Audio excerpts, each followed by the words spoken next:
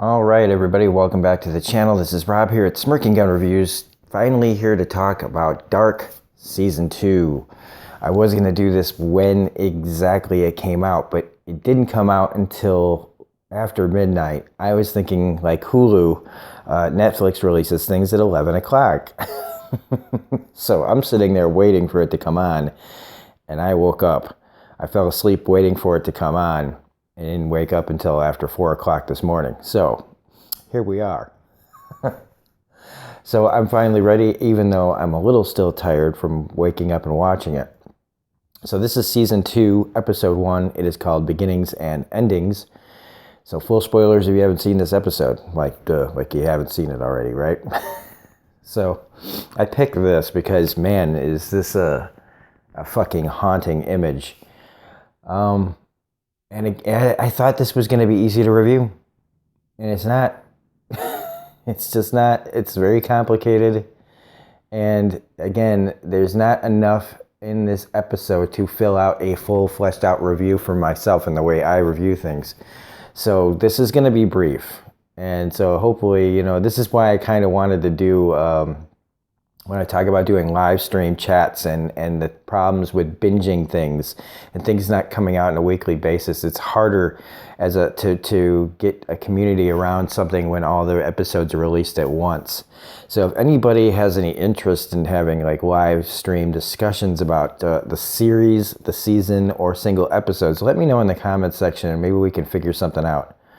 But anyway, so we get to Jonas, who is now stuck in the future because the passage is closed. And it's just that poor guy. Every time, I love that he keeps the evolution of the bedroom scenes that he's in. Everything just keeps getting worse and worse. And are these like what was in his house? Were those all like really big wasp nests? Because that's fucking crazy. It looked like there were nests like all over the house. And this looks like, I don't know if it's just mutation from radiation, but whatever. He's walking around now trying to get back, trying to fix things because he's got 6 days before this event takes place. My problem is, if you understand like time travel stuff, most time travel stuff, even if he manages to go back, all he's really doing, in my opinion, right, is he's going to change reality. He's going to be making a new reality. So right now what he's in is reality. If he goes back and changes it, what he's done is he's just created a new reality for himself and the other people. And that the reality that he left still exists. It's just a different choice, a new branch has been started. So everything that happened to those people, and it's still going on, but he'll create a new timeline for a different set of people if he is able to go back. If anybody follows that, that logic.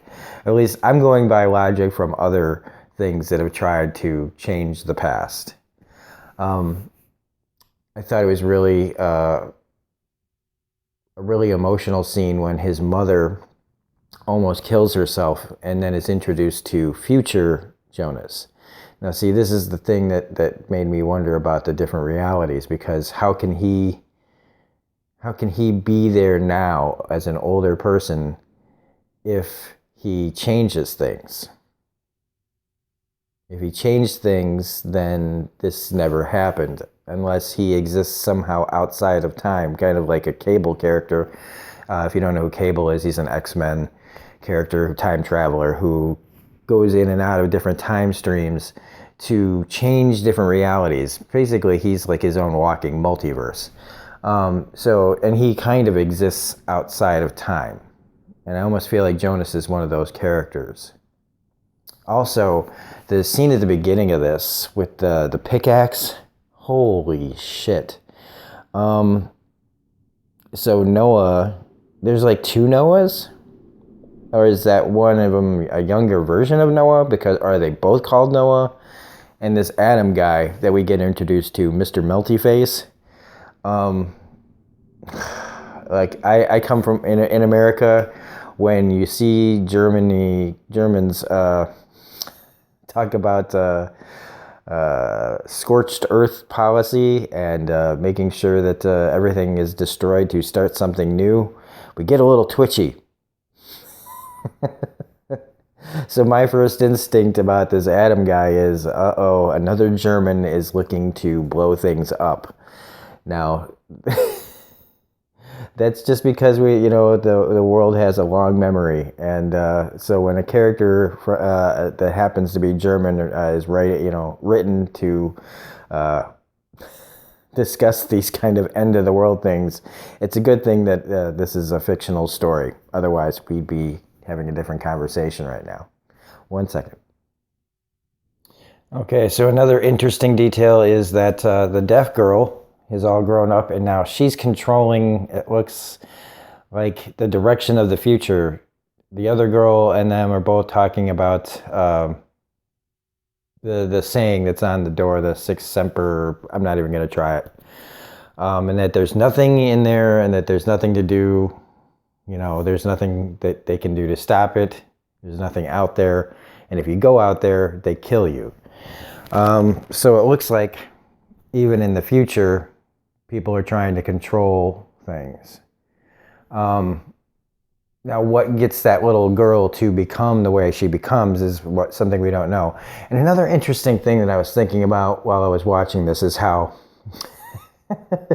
and I know that I always go back to the X-Files, but this feels like, in the X-Files, it's like Mulder and Scully usually show up after everything has gone bad, and they kind of just come in and expose the secrets that a community is trying to hide.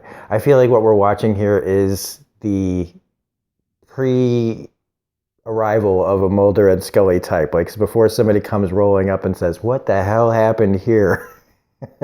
This is like everything before those kind of stories take place. Before, we get to see the actual mystery unfolding before somebody comes in and just kind of connects all the dots. It always goes back to the X-Files with me. Mainly because this is like one of the smartest things that I've seen since the X-Files. So anyway, take that as you will. So Magnus is now, he's following his girlfriend. She's leaving secret messages for the transvestite, or I don't know what he is yet, if he's pre-op, post-op, however it is. He's a guy who dresses like a girl. So there's something going on there. Again, more secrets on top of secrets on top of secrets in this show. It's hard enough to keep everybody's names straight, let alone the secrets at this point. Magnus's mom, she's mapping out the caves to try to figure out what happened to Ulrich.